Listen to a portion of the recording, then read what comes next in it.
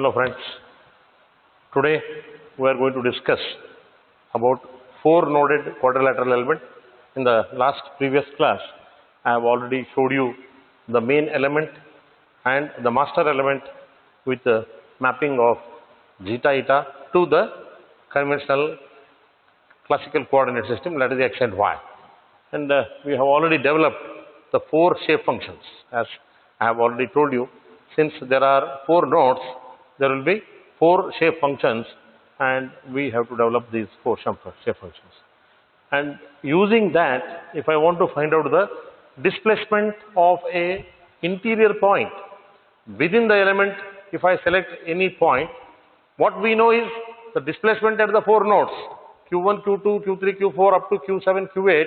These are the nodal displacements at the nodes, at the exterior point, that is at the exterior corners, at the fixed points.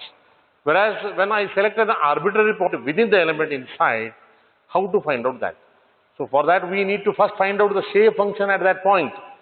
We have to develop n1, n2, n3, n4 for that given zeta eta value at the given coordinate x and y of that point. We have to develop these 4 shape functions, and by using the known nodal displacement, element nodal displacements Q1 to Q8, I can interpolate and find out the horizontal displacement u and vertical displacement v of an unknown point which is located at the interior of the element. So therefore, I can express this equation in the form of a matrix. U and v are the nodal displacements within the element, and obviously this is the n matrix, and that is going to be Q matrix. So therefore, today we will develop further how to find our any element when you would like to discuss. The main objective is always to find out the strain matrix, then element stiffness matrix, and after that only we will be able to find out the nodal displacements. Once these nodal displacements are known to us, I can find out the corresponding strain and stress, and then we can find out any other parameters, whatever is needed, we can find out. Here also we will see how to develop the different vectors, force vectors and all that. See, the main beauty of this isoparametric formulation is you can use the same shape functions for interpolating both the displacement at a given point as well as its coordinates, that is x and y. So in the yesterday's class, I had already told you that x can be written as n1 x1 plus n2 x2 plus n3 x3 plus n4 x4. Similarly, if you want y coordinate, it is n1 y1 n2 y2 plus n3 y3 plus n4 y4. So with the help of these, since you are already knowing the coordinates of all the 4 nodes like this, see, in the last class we have seen, if I take a quadrilateral element starting with 1, 2, 3 in the anti-clockwise direction, if I put it, so obviously these are the coordinates x1, y1 and x2, y2 and all that. Suppose if I want an interior point, such as P, whose coordinates are x and y, the displacements are u and v. By using these 4 relations, I can definitely find out the unknown parameters and as such. See, I would like to again express that we need to express the derivatives of the function in x and y coordinates in terms of its derivatives zeta and eta coordinates, because finally we need to use what is called a Jacobian matrix, because ultimately you know, when I want to find out the strain matrix is nothing but epsilon x, epsilon y and gamma xy, which are in the partial derivative. It can be written as dou u by dou x, dou v by dou y, dou u by dou y plus dou v by dou x. So therefore we need to find out the partial derivative with respect to x first, dou u by dou x. Since these u and x and y, they are the involved functions of zeta and eta, so naturally we need to use what is called as an implicit function of zeta and eta. So therefore I would like to develop the remaining equation. So let us say, let f is an involved function, f is equal to f of xy, let me write, or I can write it as f is a function of f of x, which in turn it is going to be a function of eta zeta, and y is also going to be a function of eta zeta. So therefore this is representing what is called as the function f. So therefore if somebody is asking you to find out dou f by dou zeta by chain rule, we know that it is dou f by dou x into dou x by dou zeta plus dou f by dou y into dou y by dou zeta. Similarly, if I want dou f by dou eta, if I want, it is again dou f by dou x into dou x by dou eta, okay, dou eta plus dou f upon dou y into dou y by dou eta. So this is the way I can write it. So in case if you want to write in this fashion, dou f by dou zeta, dou f by dou eta, you can express in the square matrix, which is dou x by dou zeta, dou y by dou zeta, dou x by dou eta, dou y by dou eta. You can write like this, and here you can write it as dou f by dou x, dou f by dou y. And you are already knowing that this is nothing but the popular Jacobian matrix. This is called as the Jacobian matrix, what we call it. So now let us go to the further derivation of this. So I can rewrite this in the form of, this is also equal to J matrix into dou f by dou x, dou f by dou y, where J is all this we know. That is where J matrix is the Jacobian of matrix.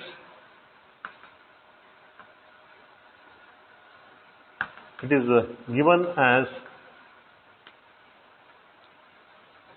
dou f by dou zeta, dou f by dou x by dou zeta, dou y by dou zeta,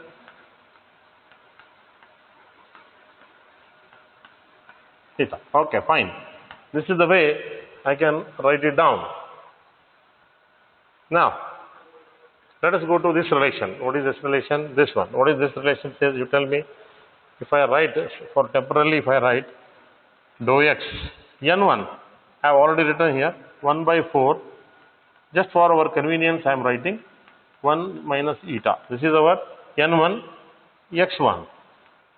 Next, 1 by 4, 1 plus theta, 1 minus eta, n2. This is n2 and this is your x2. Next is 1 by 4, 1 plus zeta, 1 plus eta, x3, and last one is 1 by 4, 1 minus eta, 1 plus eta, x raised to x4. This is what we know that. So therefore, in case if you are interested to find out dou x by dou zeta, tell me what will happen.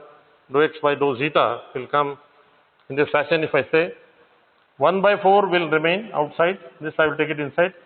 This is minus 1 minus eta x1 plus 1 by 4 you have already taken. Because this is 1 plus zeta, when I take the differentiation, this will become 1 minus eta x2. Here also it will become 1 plus eta x3. Once again it becomes minus because of this 1 minus zeta. It is 1 plus eta into x4. See, please remember, this all refers to only dx by d zeta. Similarly, if you want dx by d eta, dy by d zeta and all that if you write, then the matrix is going to take a very big form. So now let us see that, exactly what exactly it is going to come. We will see that now.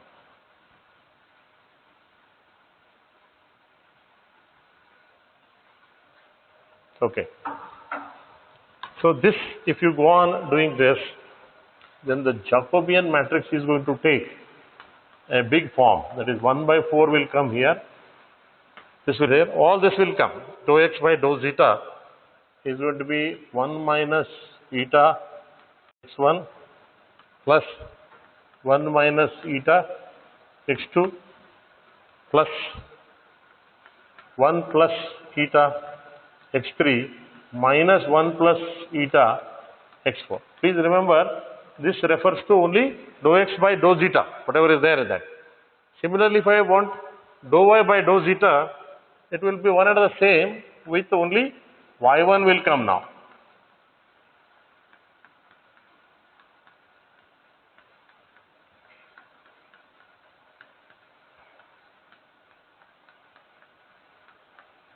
y4. This is going to be the next one.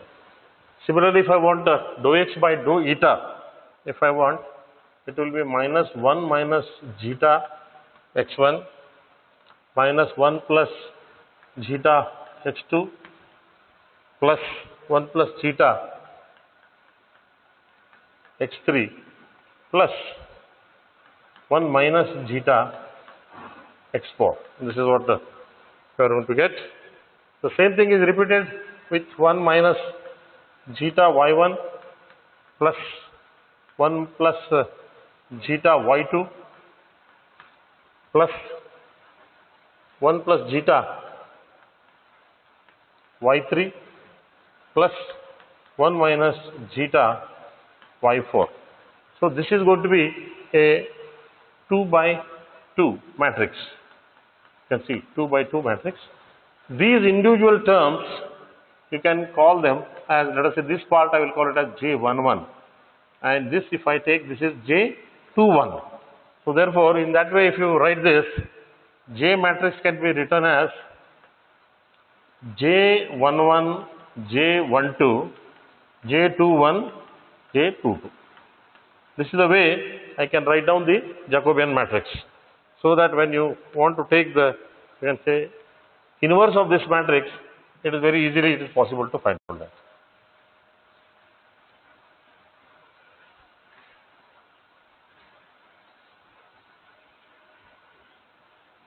Okay, now see, you have already seen that if I want dou f, finally what we want is dou f by dou x, dou f by dou y we want, where f is going to be replaced by u or v later on. So naturally, I require what is called as the inverse of the J matrix has to be taken into account. So therefore, here it will come dou f upon dou zeta, dou f upon dou eta. So this is the main important thing what we are going to get. Tell me, if I want to find out the inverse of a matrix of 2 by 2, it is always simple. It is always 1 upon a determinant of J. These will be interchanged. J22 will come here, J11 will come here. This will be with negative sign J12. This will be coming with J21. So this is the change which is to be done here.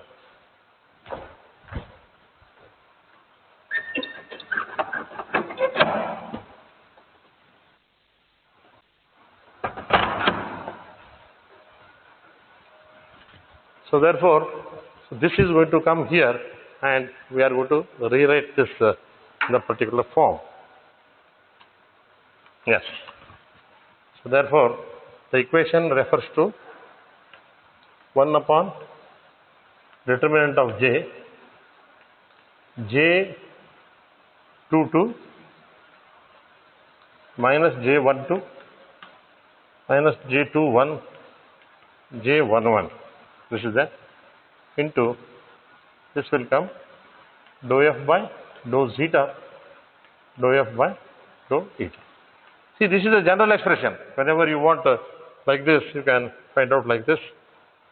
And we come across one more interesting relation. Please remember, you come across dx into dy.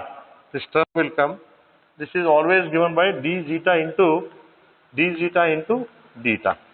So this is one more important relation you should remember, so that when we are going for the derivation of the element stiffness matrix or the stresses and all that, here we require another special type of integration which is called as numerical integration. This already we have discussed in our earlier classes when we have taken the theory classes in the classrooms. Numerical integration has been already taught for you. 2 Gauss points, single Gauss quadrature, 2 by 2 for a square element with 4 nodes. All these for 1 dimensional and 2 dimensional, this has been already taught to you now. Like, okay. So now let us go for quickly what is our element stiffness matrix, how to find out that once you know this.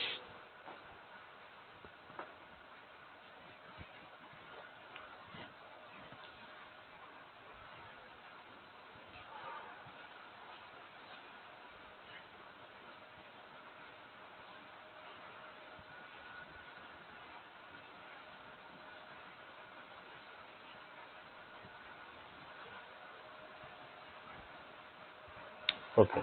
Now let us quickly go to how to find out the element stiffness matrix.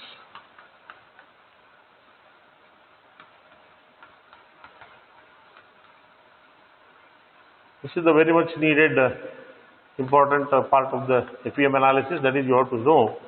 See, I have already told you what is the size of this, you tell me. It is going to be 8 by 8 because there are totally Q1 to Q8. Total degrees of freedom are 8. So therefore the size of the element stiffness matrix is going to be of 8 by 8 only. So for this, as we have already seen, the derivation of the element stiffness matrix comes out of the total strain energy. So therefore let us first write down the total strain energy of the system. Strain energy in the body, strain energy in the body U is equal to half over the volume sigma transpose epsilon into dV. This is what we know. Here already you know that for dV, the thickness is again going to be constant into dA. This is going to be that. And you are already knowing that epsilon is the product of B into Q. So we have to derive now what is this B for this particular matrix. We have to find out that.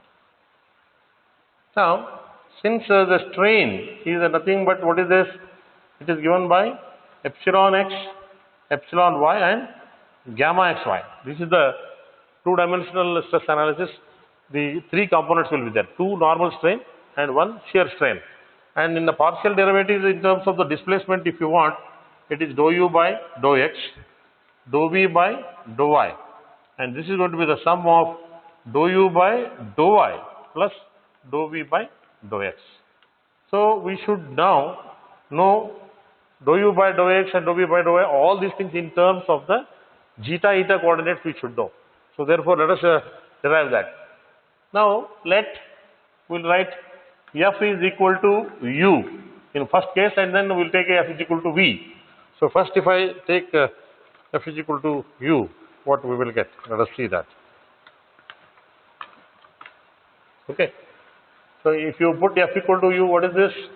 Dou U by dou x, dou U by dou y is equal to 1 upon determinant of J.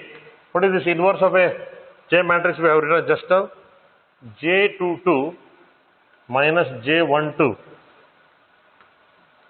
J21, J11. This you are already knowing. This comes dou U by dou zeta, dou U by dou eta. This is as far as U is concerned.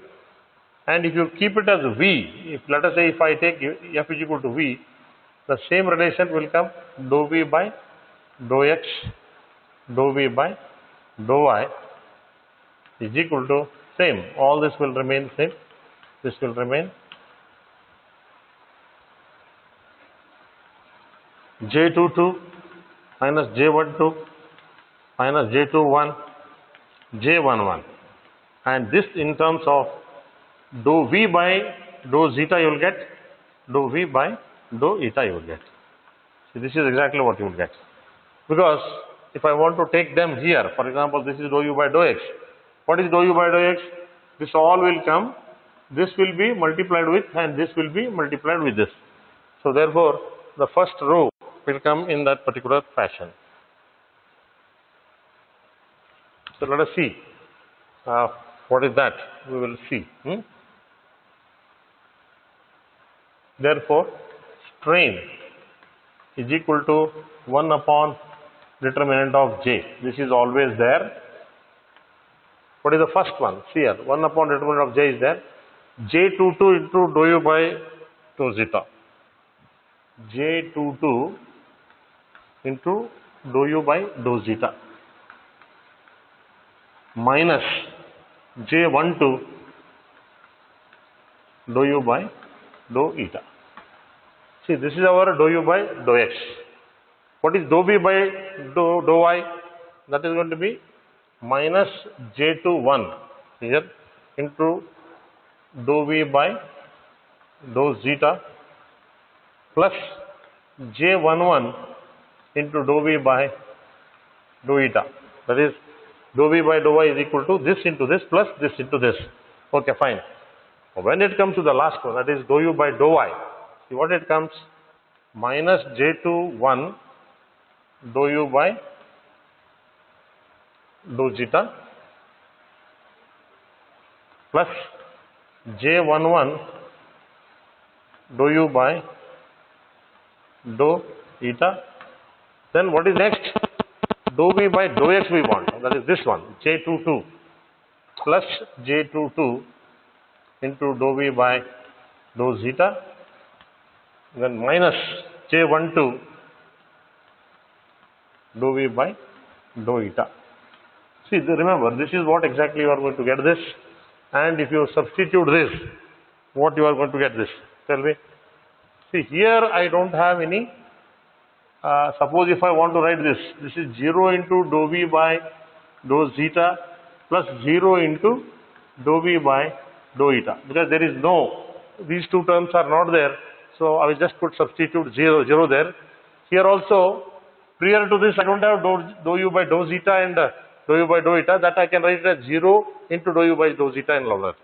So therefore, this all matrix, if I write it here, this I will write it as an A matrix with all this I will take it outside. That is dou u by dou zeta, dou u by dou eta, dou v by dou zeta and dou v by dou eta. So obviously, tell me where this A matrix is what? It is 1 upon determinant of J.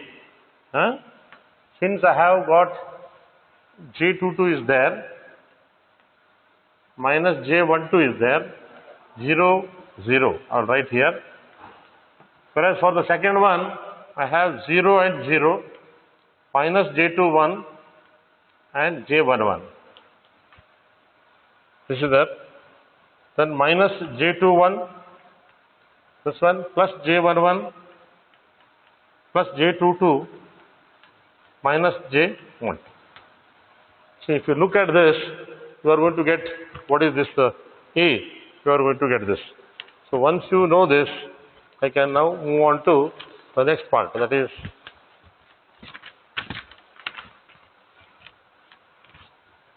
yeah.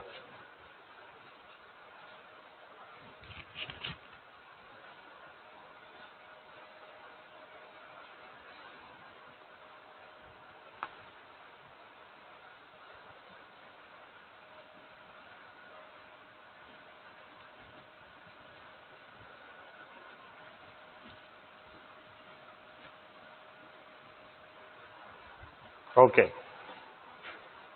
See, this part you have already defined. What is J11, J12 and all that, you have already defined that. So therefore, if I rewrite this, just for your convenience, I am writing dou u by dou zeta, dou u by dou eta, dou v by dou zeta and dou v by dou eta. Okay. If I write, yes, this is 1 upon determinant of J. Anyway, I am writing. Yes, here you see. What is this? The first one is J22. Okay, fine. J22 into dou u by dou zeta.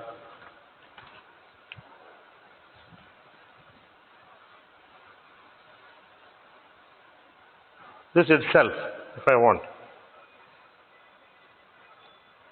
Only I want to take this.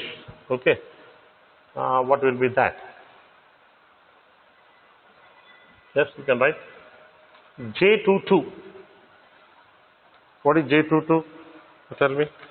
If I look back at this, J11, J22 is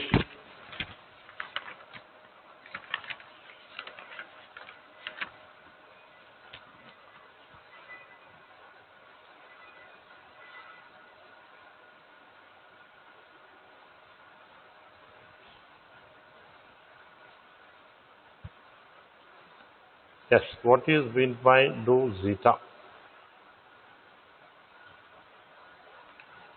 Yes, prior to this, let me explain what is these terms are.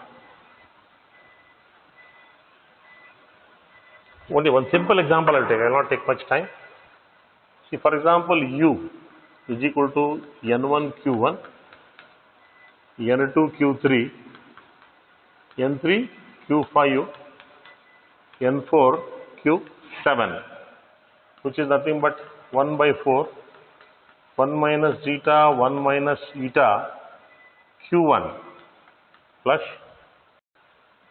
1 by 4, 1 minus zeta, 1 plus eta, or this is going to be 1 plus eta, 1 minus zeta, plus this is going to be Q3 plus 1 by 4, 1 plus zeta, 1 plus eta, Q5 plus 1 minus zeta, that is 1 by 4, that is there always, 1 by 4, 1 minus 4 upon 1 plus eta, Q7. Okay. Just to give you this idea, if I want to find out the dou u by dou zeta, what I will get, tell me? Okay, if I take this first one, if I take 1 by 4 outside like this, it is going to be minus 1 minus eta Q1 plus 1 minus eta Q3 plus 1 plus eta Q5 minus 1 plus eta Q7. This is exactly what you are going to get when you write dou u by dou zeta. But since here we have only Q1, Q3, Q5, Q7, there are no, what you can say, we don't have Q2 term and all that. What I am doing is 1 minus eta Q1 I will write, 0 Q2 I will write here now because there is no Q2. Then this I will write it as 1 minus eta Q3 plus 0 Q4 plus 1 plus eta Q5, okay, and again I will write plus 0 Q6 minus 1 plus eta Q7 plus 0 Q8. Yeah, this is the way I am going to write. So therefore, if I take all these things outside here for this, what is this is not one determinant of J will not come here. What you are going to get is 1 by 4, you will get this. This is all going to come. Yeah, this is going to come 1 by 4 now. See, quickly let us say minus 1 minus eta I will get, plus 0 is there, so I will put 0. Then 1 minus eta is there, yes. Then again 0 comes, yes. 1 plus zeta comes, and then comes 0. Then lastly, we get minus of 1 plus eta and then 0. See, this is what you are going to get this. Minus 1 plus eta and all that. So this is all, of course, remember all this when I take it outside here, here if I take outside, what you will get? You will get all the 8 nodal displacements you will get here. These are going to be Q1, Q2, Q3, Q4, Q5, Q6, Q7 and Q8. See, these are the 8 nodal displacements you are going to get out of this. You have taken out of that. In the similar way, you can go for dou u by dou zeta. Dou zeta, when you do that, the other way will come. That is 1 minus zeta will come, 0 will come, minus 1 plus zeta will come, 0 will come, 1 plus zeta will come, 0, 1 minus eta and 0. This is what you will get once again for dou u by dou eta. Then if you want dou v by dou zeta, if you want, it is obviously 0 and 0, minus 1 minus eta will come, minus 1 minus zeta will come. Here you will get the 0, 1 minus eta, minus 1 plus zeta, 0, 0 will come, 1 plus eta, 1 plus zeta, 0, 0 will come, and finally 1 plus eta, 1 minus eta. Look at this. See, always you remember this is going to be what you can say 4 by 8. This is a 4 by 8 matrix, and this is the 8 by 1 matrix. So if I call this entire matrix as, let us say, G matrix and that as Q matrix, so I will be getting this as E, okay, G into EQ. So now ultimately if you look at the final tallying,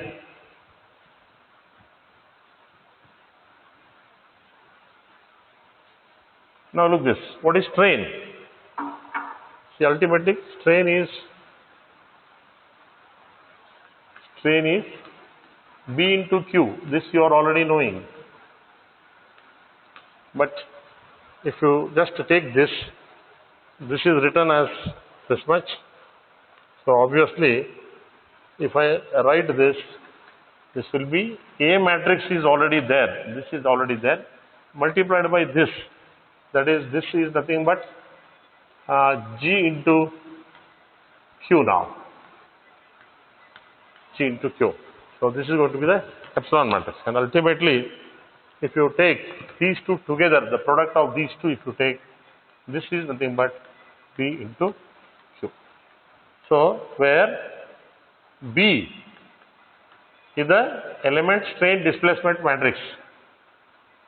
Element strain displacement matrix. It is the product of A into G, where G is so much big.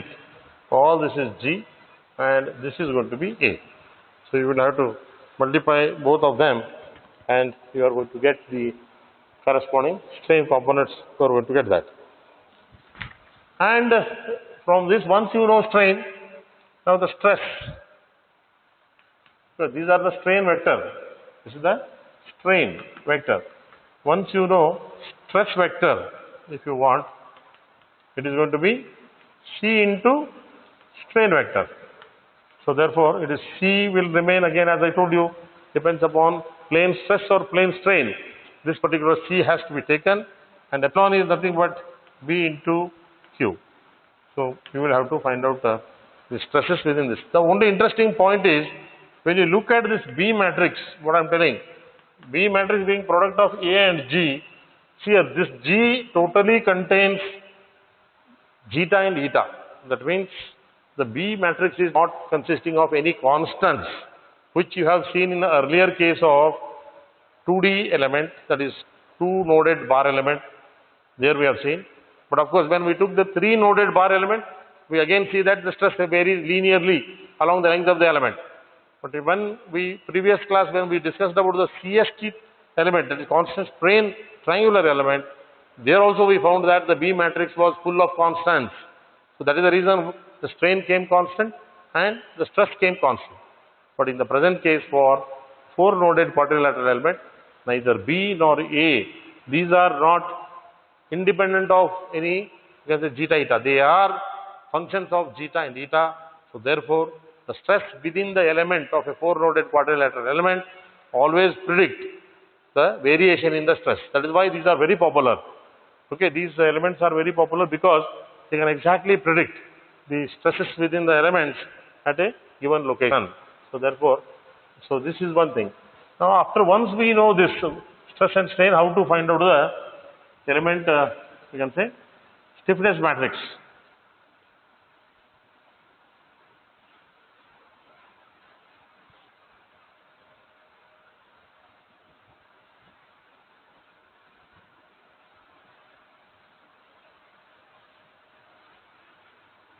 Yes.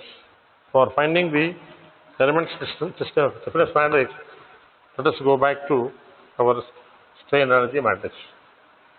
Strain energy is given by summation of half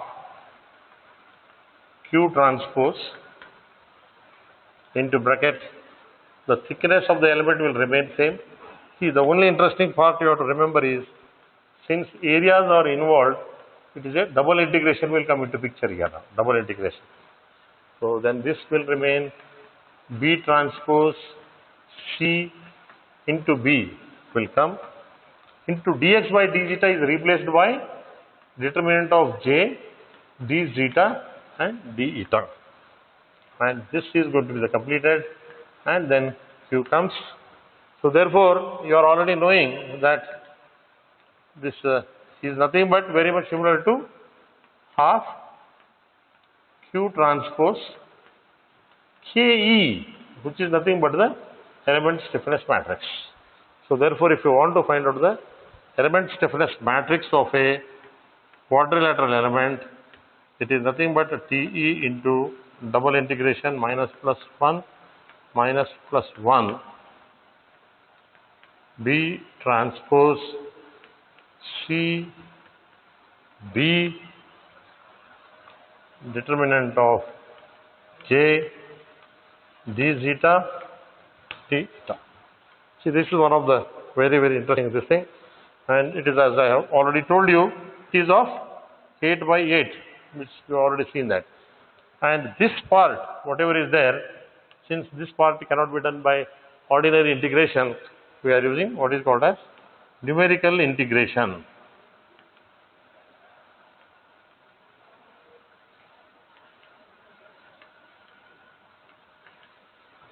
We have to make use of numerical integration for this particular applications.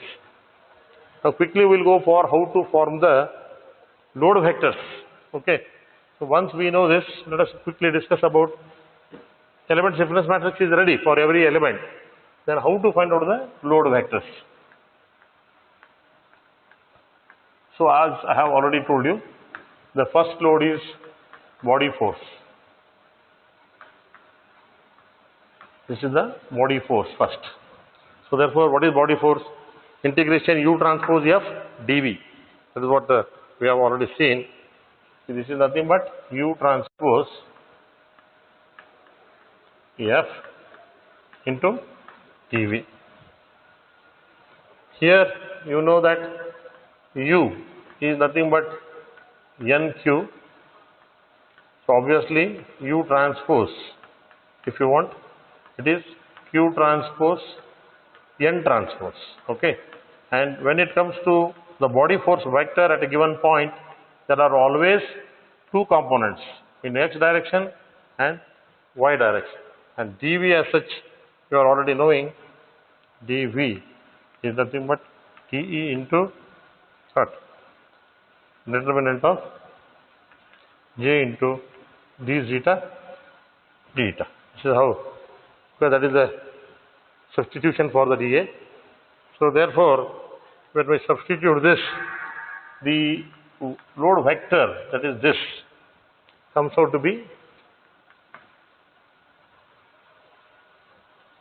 for every element it comes out to be TE double integration is as usual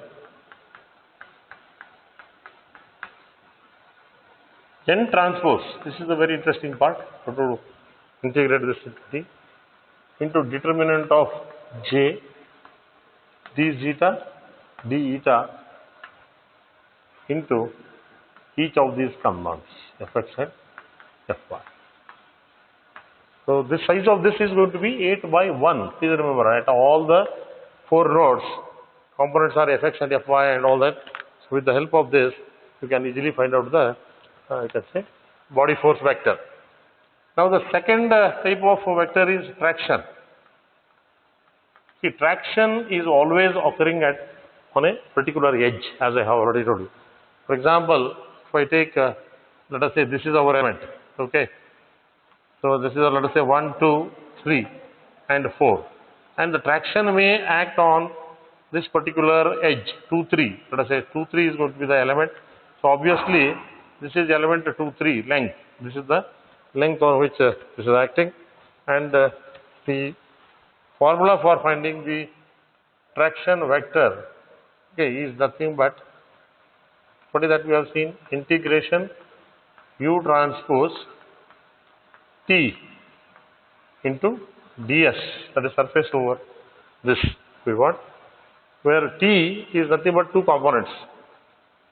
T has got Tx and Ty. These are the two nodal components at a given node, in the one in x direction, another in y direction. Depends on the direction, positive or negative can be assigned to that. So therefore, if we look at this, let us say 2, 3 edge. Now tell me, if I show you this part as a master element, we have seen that this is zeta and this is eta. The coordinate of 2 and 3, when you take, this is 1 and plus 1, this is 1 and minus 1, okay. So therefore this line, when you say it is zeta equal to 1 here, this is always zeta equal to 1, this is a zeta equal to 1, and since there are only two, you can say functions, n1 and n2, n3, n4 will not be there, they are silent, this fourth node. So only we have to modify what is called as n2. n2 is 1 minus zeta 1 plus eta upon 4, n3 is 1 plus zeta and 1 plus eta upon 4.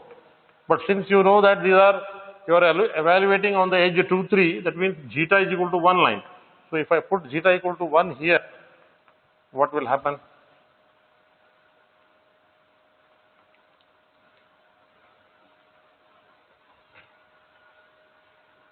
Yeah, n2 will be 1 plus zeta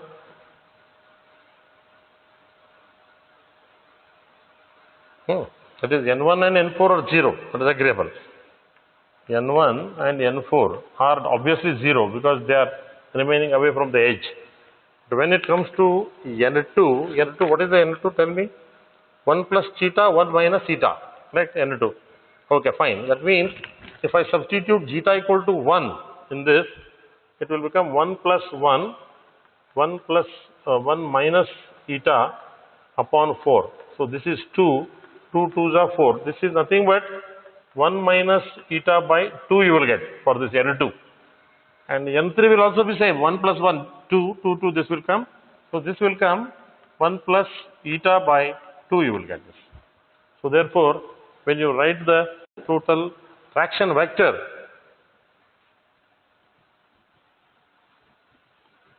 as a whole if you write, okay, let me write here itself.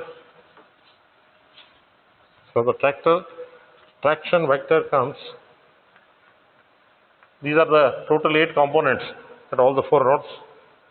TE is the thickness of the element, L23 is the length of the element, and divided by 2.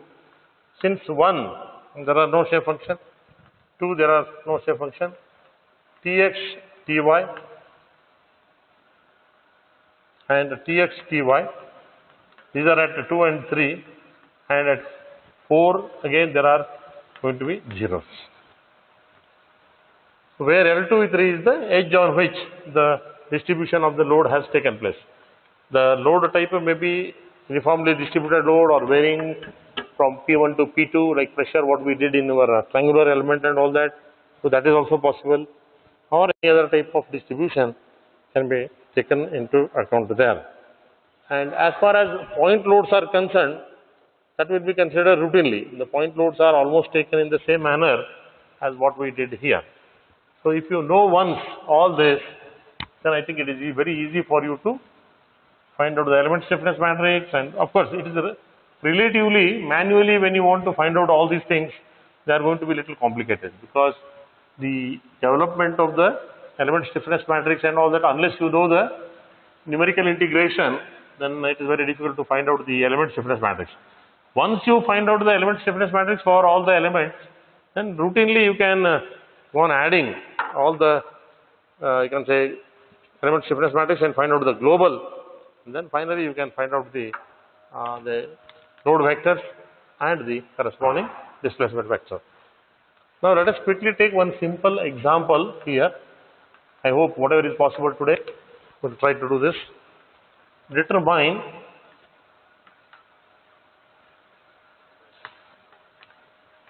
the Cartesian coordinates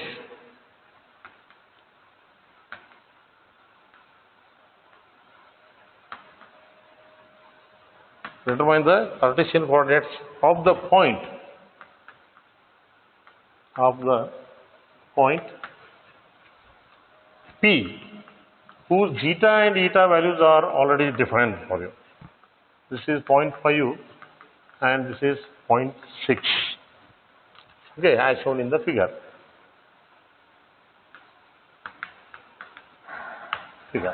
So now let us quickly note down what is this figure.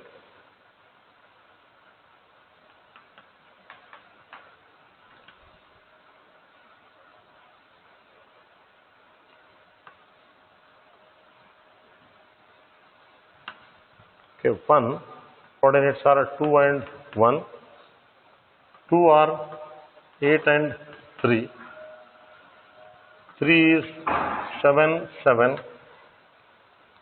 4 is 3 and 5. Of course, these are your zeta, eta coordinate. Okay, so there is a point P here. Its coordinates are 0.5, zeta equal to 0.5 and eta equal to 0.6. You have to find out the values of x and y of that point. For that, when we know that the point has got natural coordinates as 0.5 and 0.6, then what are the Cartesian coordinates of that particular point? So let us now quickly write x1, x2, x3, x4 for this particular element. Similarly, y1, y2, y3 and y4. We'll write down that. What are these? x1 is 2873, 2873, 1375. See here, all these are y components. Second figures are y 1375, 2873 is the first. Now the interesting point is we need to find out the values of these n1 at values of zeta equal to 0.5 and eta equal to 0.6. What is the value of my n1? Tell me what is n1? 1 minus zeta 1 minus eta upon 4. That is 1 minus 0.5, 1 minus 0.6 upon 4. This will give you 0.05. This is the value of n1 at that point.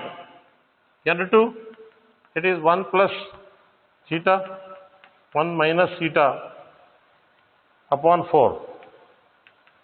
1 plus 0.5, 1 minus 0.6 upon 4. It is giving you 0.15. Similarly, if I want n3, which is 1 plus zeta, 1 plus eta by 4, 1 plus 0.5, 1 plus 0.6. This is the highest, because obviously among all these things, this will come 0.6 it will come. Similarly, if you want n4, what is n4? 1 minus zeta, 1 plus eta upon 4. That is 1 minus 0.5, 1 plus 0.6 upon 4. The answer comes out to be 0.2. You will get that. So therefore, once you know all these things, you can now calculate the coordinates. See, you already know the relation x is equal to n1 x1, n2 x2 plus n3 x3 plus n4 x4. This is what you know. So if I substitute this, n1 is 0.05, x1 is 2 plus n2 is 0.15, and x2 is 8 plus n3 is 0.6 and this is 7 x3, and lastly plus 0.2 into what is our x4, that is 3. So when you do all this, what you will get is 6.1. This is the value of x coordinate of that interior point P. You will get that. Similarly, you can do y, n1 y1, n2 y2, n3 y3 plus n4 y4. We can write the same relation. What is n1? n1 is already known. These are the same things we will get, 0.05. But y1 is now 1 plus 0.15. y2 is 3 plus 0.6. This is n3 into y3 is 7 plus n2 n4 is 0.2 and y4 is 5. If calculate, this will come 5.7. So therefore, the coordinate of the point will come 6.1 and 5.7. This is the answer what you would get. So for the given value of zeta eta of this much, the location of the point P will be having coordinates of 6.1 and 5.7. This is the problem what you are required to find out that. You can do the other way. That is, if you know the x and y coordinates of a given point, you can find out the corresponding, you can say, zeta eta at that point. What will be the value of zeta and eta? So probably I'll just take that. That I think since I am the same are there.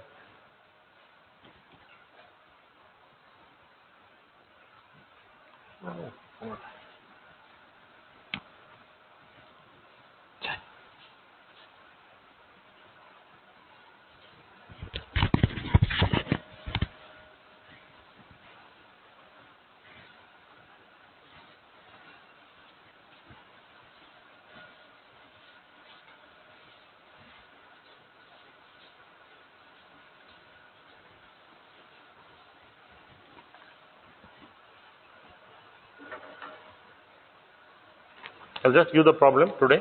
Let us solve it maybe tomorrow. In the next class we'll solve this. See, the problem statement is like this. We have, let me write the problem statement. For the isoparametric quadrilateral element, for the isoparametric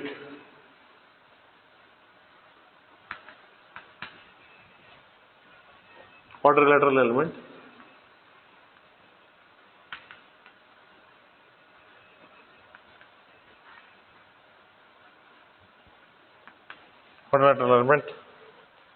shown in figure. I am going to draw that. Shown in figure. Find the local coordinates of the point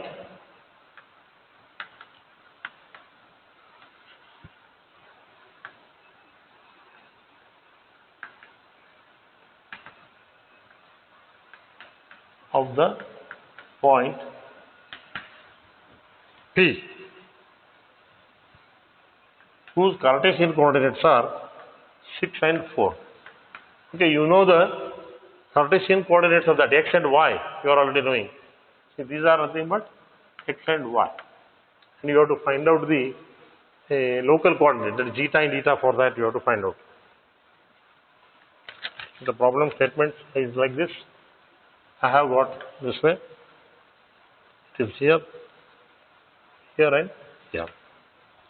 And the point P is here with 6 and 4 here. 1 is 2, 1, 5, 2 for 2, 3 is 7, 6, and the 4, 1 is 1, 5. So we need to find out this. This is x, this is y. So let us write x1, x2, x3, x4. What are the values? 2, 5, 7, 1. Of course, you know x is equal to 6 and y equal to 4. This relation you are already knowing. And you know y, y1, y2, y3, y4 are also known to you. So write down those coordinates. 1, 2, 6, 5. Okay. With these, first, since we don't know zeta, eta, I cannot evaluate the shape functions n1 because x equal to n1, x1, n2, x2 and all that. I cannot find out because of the, since I don't know zeta and eta value. So let us write down all these equations in terms of zeta, eta only. Then we'll form the equation and then we'll simultaneously solve for this. So this particular problem, I will take it tomorrow. And after that, we will discuss about what are called as higher order elements. Once we know this, we will go for higher order elements. And once we complete that, then we will move on to axisymmetric elements. Axisymmetric elements are there. After that, we will go for three-dimensional FEM analysis with 3D elements. There are a number of varieties of 3D elements are existing. We will understand the property of that, and then that is the end of this particular unit. So we will meet tomorrow with this numerical and then higher order elements I will be taking.